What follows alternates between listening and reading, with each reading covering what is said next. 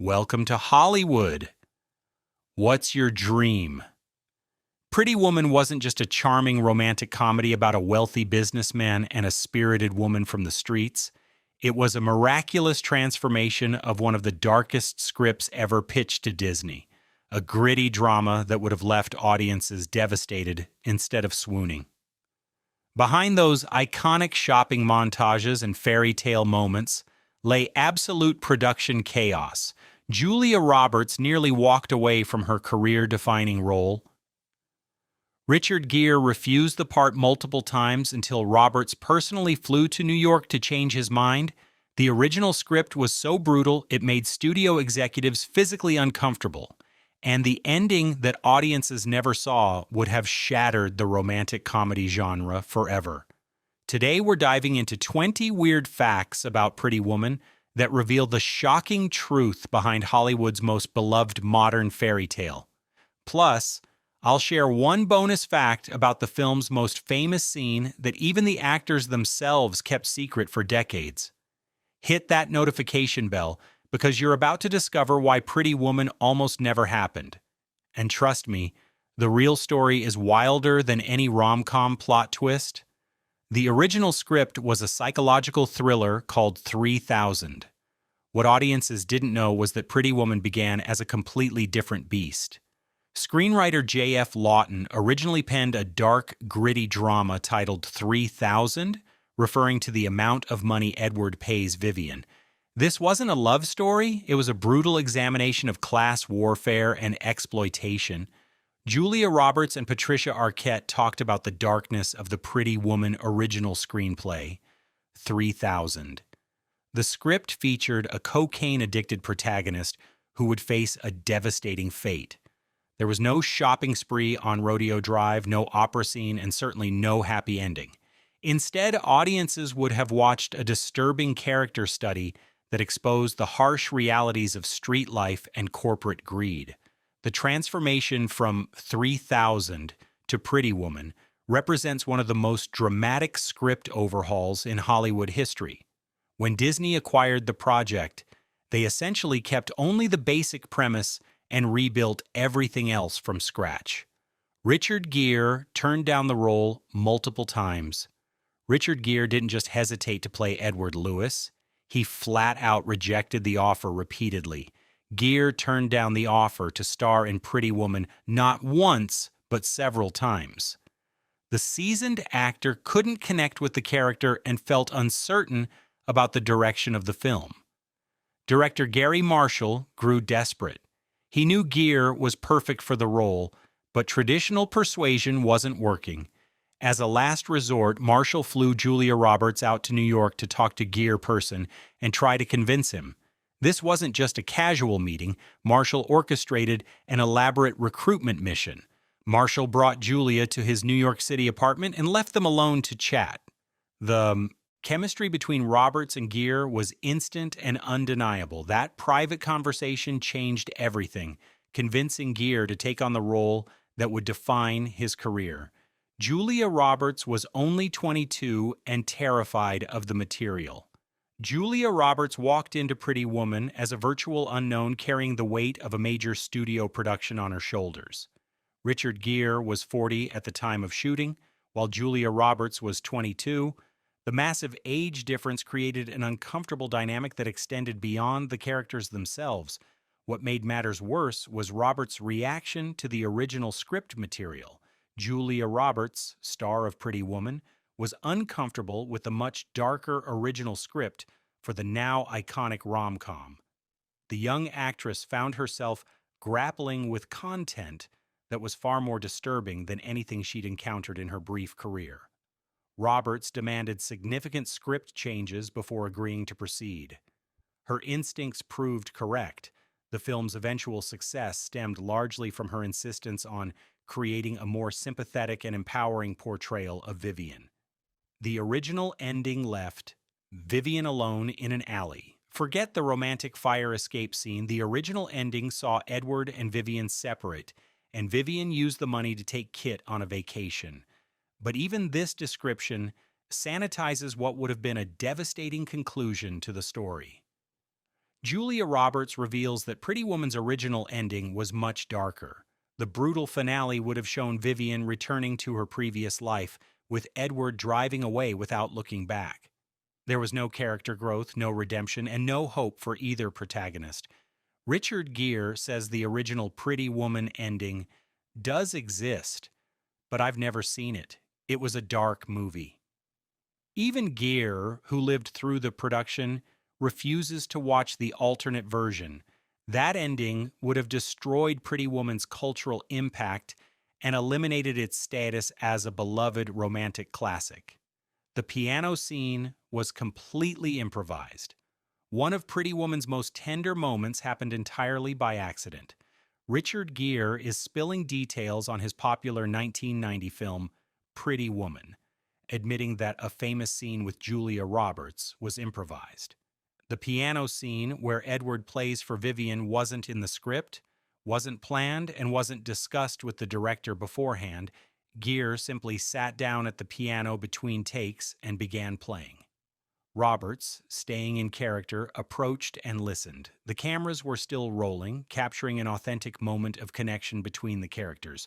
What audiences see on screen is genuine spontaneity. This improvisation became one of the film's most memorable sequences, proving that sometimes the best movie moments emerge from actor instincts rather than careful planning. The scene's emotional power stems from its complete authenticity. These are two actors discovering their character's relationship in real time. Producer Laura Ziskin fought to make Vivian sympathetic. The transformation of Vivian Ward from a drug-addicted character to the spirited woman audiences fell in love with wasn't accidental. Producer Laura Ziskin considered these elements detrimental to a sympathetic portrayal of Vivian, and they were removed or assigned to Kit. Ziskin waged a behind-the-scenes battle to fundamentally reshape the character.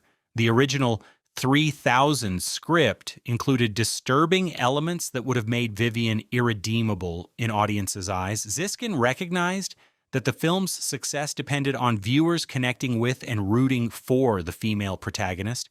She systematically eliminated or transferred problematic character traits to supporting characters. This wasn't just editing, it was character surgery. Ziskin's intervention saved Pretty Woman from becoming a cautionary tale and transformed it into an empowerment fantasy.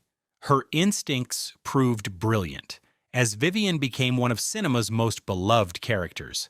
Several A-list stars nearly played Vivian instead. Julia Roberts wasn't Disney's first choice for Vivian Ward. The role was offered to multiple established stars who turned it down for various reasons. Some found the material too controversial, others questioned the character's profession, and several simply didn't connect with the script. The rejected actresses included major names who would have completely changed the film's dynamic. Each potential Vivian would have brought different energy and interpretation to the role, fundamentally altering Pretty Woman's tone and cultural impact. Roberts' eventual casting proved serendipitous. Her natural warmth and infectious laugh transformed what could have been a cold character study into a heartwarming love story. The other actresses may have delivered competent performances, but they couldn't have matched Roberts' unique combination of vulnerability and strength. The polo match scene was shot at real high society events. Director Gary Marshall didn't just film background actors pretending to be wealthy elite. He infiltrated actual high society events, shooting Pretty Woman scenes at real polo matches attended by genuine millionaires and socialites. The wealthy attendees had no idea they were becoming movie extras. This guerrilla filmmaking approach created authentic atmosphere impossible to replicate on a studio lot. The background conversations, clothing, and behavior patterns were genuine because the participants weren't acting. They were simply living their affluent lives while cameras captured the reality. Marshall's decision added legitimacy to Edward's world.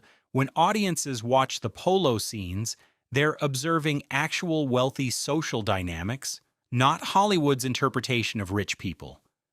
This authenticity enhanced the film's believability and grounded the fantasy in recognizable social structures. The shopping montage created a cultural phenomenon. The Rodeo Drive shopping sequence wasn't just a plot device, it became a cultural phenomenon that transformed retail therapy into cinematic art. Every detail was carefully orchestrated, from the clothing choices to Robert's emotional journey through each store. What audiences didn't realize was how the montage reflected broader cultural anxieties about class and consumption in 1990s America. The scene tapped into fantasies about instant social mobility through material acquisition, creating a template that countless films would later imitate. The shopping sequence's impact extended beyond entertainment. It influenced real shopping behavior, sparked fashion trends, and became a reference point for discussions about wealth, class, and female empowerment through consumerism. Behind-the-scenes romance rumors nearly derailed production. Whispers about a real-life romance between Julia Roberts and Richard Gere created tension on set that threatened to overshadow the fictional love story. Crew members noticed intense chemistry that seemed to extend beyond their professional relationship, leading to gossip that distracted from the filmmaking process. Director Gary Marshall found himself managing not just the movie's production, but also the swirling rumors about his lead actor's personal connection. The speculation created additional pressure during an already challenging shoot, as every interaction between Roberts and Gere was scrutinized for signs of off-camera romance. The romance rumors, while never confirmed, added an extra layer of authenticity to their on-screen chemistry. Whether real or imagined, the speculation created an electric atmosphere that enhanced their performances and contributed to the film's palpable romantic tension. Go ahead and like and subscribe, because the behind-the-scenes drama gets even wilder from here, and you won't believe what happened during the film's most famous scene. The corporate takeover plot reflected real Wall Street events. Edward Lewis's corporate raiding activities weren't fictional fantasy. They directly mirrored aggressive business practices that dominated 1980s Wall Street. The film arrived during a period when hostile takeovers and corporate restructuring had become national obsessions, making Edward's profession immediately recognizable to audiences. Screenwriter J.F. Lawton drew inspiration from actual corporate raiders who gained notoriety for dismantling established companies. The character represented a specific type of businessman whose activities generated significant public controversy during the Reagan era. This topical relevance added weight to the story's class dynamics. Audiences understood that Edward represented real power structures and economic forces that were reshaping American business. His relationship with Vivian became a metaphor for broader social tensions between wealth and working-class struggles. Jason Alexander's villainous turned shocked audiences. Audiences couldn't believe that George Costanza was capable of genuine menace. Jason Alexander's casting as the antagonistic Philip Stuckey represented a complete departure from his comedic television persona, creating cognitive dissonance that enhanced the character's threatening presence. Alexander embraced the opportunity to showcase his dramatic range, delivering a performance that was genuinely unsettling. His natural likability made Philip's predatory behavior even more disturbing, as audiences struggled to reconcile their expectations with his character's actions. The casting decision proved brilliant because it subverted audience assumptions. Alexander's comedic background made viewers initially underestimate Philip's danger, creating moments of genuine surprise when the character revealed his true nature. The red dress was a last-minute wardrobe crisis. The stunning red opera gown that became one of cinema's most iconic costumes was actually a last-minute replacement after the original dress proved completely unsuitable. Costume designer Marilyn Vance faced a wardrobe crisis just days before filming the crucial opera sequence. The original gown didn't photograph well under the lighting conditions, failed to complement Robert's complexion, and didn't create the visual impact the scene required. Vance had to completely reimagine Vivian's transformation look with limited time and budget constraints.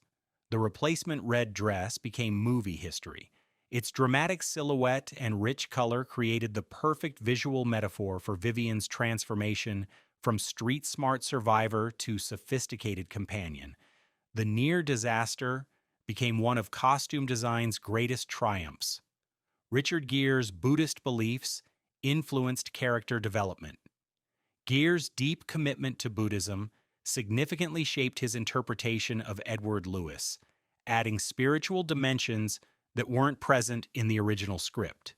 The actor drew from Buddhist concepts about attachment, suffering, and transformation to create a character journey that resonated on philosophical levels. Gere insisted on incorporating moments of spiritual questioning and self-reflection that elevated Edward beyond a typical wealthy antagonist. His character's evolution reflected Buddhist principles about recognizing one's true nature and breaking free from material attachments. This spiritual subtext added unexpected depth to what could have been a superficial character. Edward's transformation became not just romantic awakening, but spiritual enlightenment, giving the story additional layers that connected with audiences seeking meaning beyond material success. The hotel staff subplot was based on real Beverly Hills experiences. The Beverly Wilshire Hotel staff's treatment of Vivian reflected actual discriminatory practices that director Gary Marshall had witnessed at luxury establishments. The humiliating shopping experience and condescending service weren't exaggerated for dramatic effect. They represented routine behavior toward customers who didn't fit expected profiles. Marshall drew from real incidents where well-dressed individuals were judged and mistreated based on subtle social cues that hotel staff interpreted as indicators of class or economic status. The film's portrayal of institutional snobbery was grounded in documented experiences. This authentic foundation made the later scenes where Vivian receives respectful treatment even more satisfying.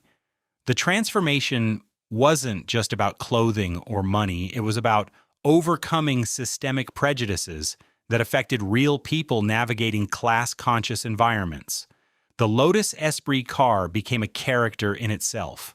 Edward's sleek Lotus Esprit wasn't just product placement, it became a symbol of his character's emotional journey and a catalyst for plot development. The car's European sophistication contrasted with Vivian's working-class background, creating visual metaphors about compatibility and transformation. The vehicle's manual transmission created the memorable scene where Vivian struggles to drive, demonstrating that material luxury doesn't automatically confer competence or comfort. This moment reinforced themes about authenticity versus appearances. Production designer Albert Brenner chose the Lotus specifically because its exotic nature would feel intimidating to someone from Vivian's background, while simultaneously representing the exclusive world Edward inhabited. The car became a bridge between their different realities. The opera scene was filmed at multiple venues. The iconic opera sequence where Vivian experiences emotional awakening wasn't shot at a single location. Production teams filmed at multiple venues to create the perfect combination of acoustics, visuals, and atmosphere that the scene required. Director Gary Marshall needed specific reaction shots, architectural details, and performance footage that couldn't be captured during a single opera performance. The seamless final sequence resulted from careful editing of material gathered from various locations and events. Julia Roberts' emotional response to the opera was genuine as she experienced the music and performance for the first time during filming. Her authentic reaction to the artistry became one of the film's most moving moments, capturing the character's cultural awakening with complete honesty. The film's success created unexpected tourism patterns. Pretty Woman's cultural impact extended far beyond box office receipts, creating actual changes in Los Angeles tourism patterns. The Beverly Wilshire Hotel experienced unprecedented booking requests from visitors hoping to recreate Edward and Vivian's romantic experience. Rodeo Drive shopping expeditions became pilgrimage destinations for fans wanting to experience Vivian's transformation montage in real life. Store employees reported numerous customers specifically requesting the Pretty Woman shopping experience, complete with makeovers and luxury purchases. The film essentially created a new category of movie tourism, where fans traveled to Los Angeles specifically to visit Pretty Woman filming locations. This phenomenon demonstrated the movie's ability to transform fantasy into desired reality for audiences worldwide. Multiple endings were shot to test audience reactions. Disney's commitment to finding the perfect conclusion led to filming multiple ending versions, each testing different emotional tones and character resolutions. Focus groups viewed various conclusions, providing feedback that ultimately shaped the final theatrical release. The alternative endings ranged from more realistic farewells to even more fairy tale-like conclusions. Each version tested different audience expectations about romance, class differences, and character development. The process revealed interesting insights about viewer preferences and cultural values.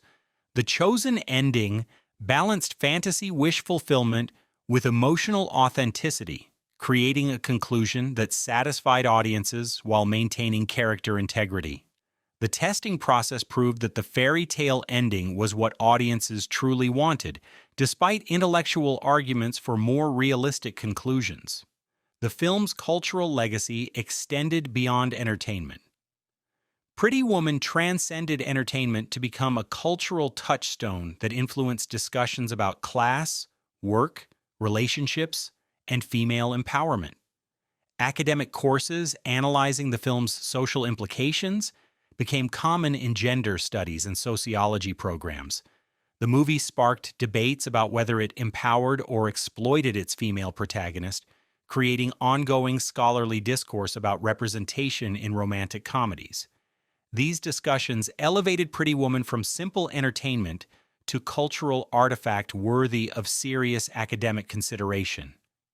Its influence on subsequent romantic comedies was immeasurable, establishing templates for class-crossing love stories and transformation narratives that continue influencing filmmakers today. Pretty Woman didn't just succeed as a movie, it redefined an entire genre's possibilities and expectations. Bonus fact: here's the shocking truth that even hardcore fans don't know. The famous jewelry box scene where Edward snaps the box shut on Vivian's fingers was never scripted. Gere was shown a clip from the hit 1990 rom-com at the Venice Film Festival on Sunday, telling a swooning audience, "I haven't seen that in a long time. That's a sexy scene." What actually happened was Richard Gere playing a practical joke on Julia Roberts between takes. The cameras were rolling for coverage shots when Gere decided to surprise Roberts with an impromptu prank. Her genuine laughter and startled reaction were completely authentic. She had no idea what he was planning. Director Gary Marshall loved the spontaneous moment so much that he kept it in the final cut.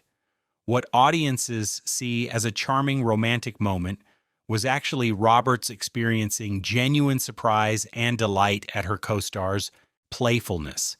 The scene's enduring popularity stems from its complete authenticity. This is pure, unscripted chemistry captured by lucky cameras. Pretty Woman's transformation from dark drama to beloved fairy tale represents one of Hollywood's most remarkable creative evolution stories. What started as a brutal examination of class exploitation became a celebration of human connection that transcended social boundaries. The film's enduring popularity proves that sometimes the best stories emerge from the collision between harsh reality and impossible dreams. The real magic wasn't in the shopping montages or luxury settings, it was in the alchemy that transformed a disturbing script into a story about hope, growth, and the possibility of genuine love conquering insurmountable differences. So the next time you watch Edward rescue Vivian from that fire escape, remember, you're not just seeing a romantic comedy, you're witnessing the miraculous resurrection of a story that almost died in development hell, brought to life by actors who improvised their way to movie immortality. Like this video, if these facts shocked you, subscribe for more behind-the-scenes secrets. And remember, in Hollywood, the biggest mistake would be not believing that dreams can come true. Big mistake. Huge.